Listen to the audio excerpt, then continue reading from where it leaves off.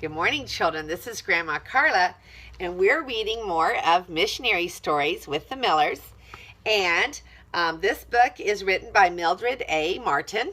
I want to give her credit there. And today's story is They Were Not Afraid. And this story is coming from the Congo. Okay? If you look at the little map here, the Congo is way down here. So that's the part of the world we're talking about today. They were not afraid. With a sudden start, August Eicher jerked awake. For a moment, he lay still, staring at the thatch-covered roof poles of his bedroom. What had awakened him? The faint gray light of dawn was already filtering through the window, but August could hear no sound. What was wrong? Everything is too quiet, August realized. Here in the Congo, we are awakened every morning by those noisy weaver birds screeching in the trees outside our window. But today, the birds are silent. A sense of danger pricked the hairs on the back of the young missionary's neck. He sat up and reached over to touch his wife. "Wake up, dear," he said softly. "We'd better get dressed. Something might be wrong." Mrs. Eicher's eyes fluttered open. "Is it the Simbas?" she whispered sleepily. The year was 1964, and the missionaries in the African country of Congo needed to be very brave. Civil war was ravaging the nation, with wild bands of rebels bursting from their jungle hideouts to rob and murder wherever they chose. They were mostly young men and boys, idle and lawless, who grouped together with no purpose in life but to terrorize others. Simba is the word for lion in the Swahili language of Congo, and the terrorists called themselves Simbas. Now the missionary couple knelt side by side in their simple bedroom and prayed for God's grace to meet whatever this new day might bring. "The sun will soon be up," August observed to his wife when they had risen from their knees. "I'll go start the generator. Then we can call one of the other stations and see if there is any news of—" Crash! August Eicher's words were drowned out by the noise of splintering wood as the door of the mission house burst open. A blast of automatic gunfire sounded deafeningly close by. "Get out, American spies! Dogs! Pigs!" the intruders shouted in voices full of hatred. 3 of them rushed into the room at once and seized August. With one pulling each of his arms and another grasping his neck, they dragged the unresisting missionary out of his house. "You too," a 4th man in a leopard skin cap commanded Mrs. Eicher.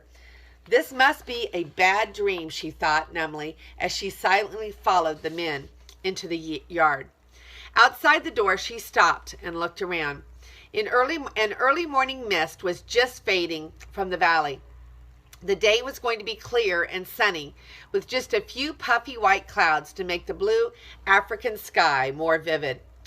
Just beyond the mission house, a hill dropped abruptly, giving a breathtaking view of the deep green jungle valley. Light green banana leaves with their huge leaves mingled together with the darker green of dense hardwood trees. Beyond lay the distant ribbon of the river. But the early morning beauty was spoiled by man's cruelty and man's sin. Autumn Eicher and his wife were surrounded on all sides by wicked-looking men.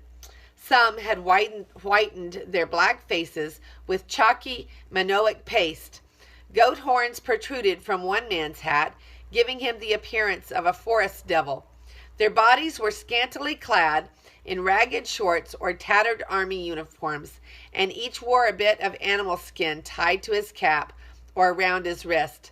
Their foreheads above the nose showed fresh cuts where they had gashed themselves with knives. This was the badge of a Simba, the lions of the Congo. A hiss of horrible triumph rose from the men watching at the sight of their prey. "Simba! Simba! Simba!" they chanted in devilish glee. One hard black fist shot out and hit August Eicher in the face, another in his stomach. A trickle of blood ran down his forehead as the 2 men holding him twisted his arms and forced him to kneel. "Just wait, American pig," cried a boy, waving a machete. "I'm going to carve you up and eat you." "Bring that hammer," ordered the terrorist leader. "We'll smash his head like a rotten egg." "Aren't you afraid?" a grinning youth teased, brandishing the heavy sledgehammer he had found in a shed by the mission. "And you, woman," another fellow turned to the missionary's wife with an evil laugh.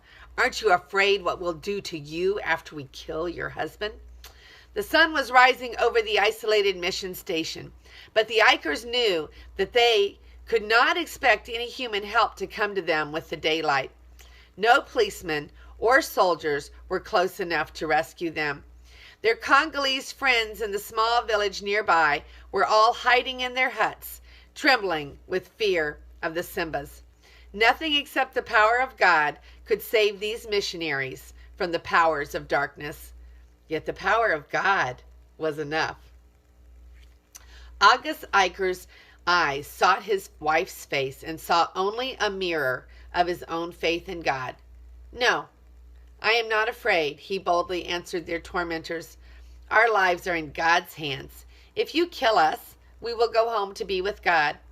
"No, I am not afraid," repeated his wife calmly. As she said the words, she knew that she was speaking the truth.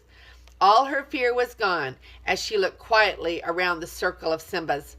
These ferocious enemies were only poor, lost souls who needed the Savior. The missionaries' courage startled their attackers. "Ah, they're no fun," one hideously painted man muttered to another. "We might as well let them go." An argument began. Some of the Simbas still wanted the blood of the missionaries. Others were ready to spare their lives, but steal what they could from the mission house. For several hours more they talked, disputing among themselves and threatening the Ikers, trying to get them to show fear. At last, the leaders made their decision. "Go into your house quickly," the man with the leopard skin cat told August. "You have 5 minutes to gather a few of your personal belongings. Then get out and go to your friends in the village. We are taking over your house, but we have decided to let you go." Fierce African sunshine beat upon the heads of the missionary couple as they strode down the trail to the village.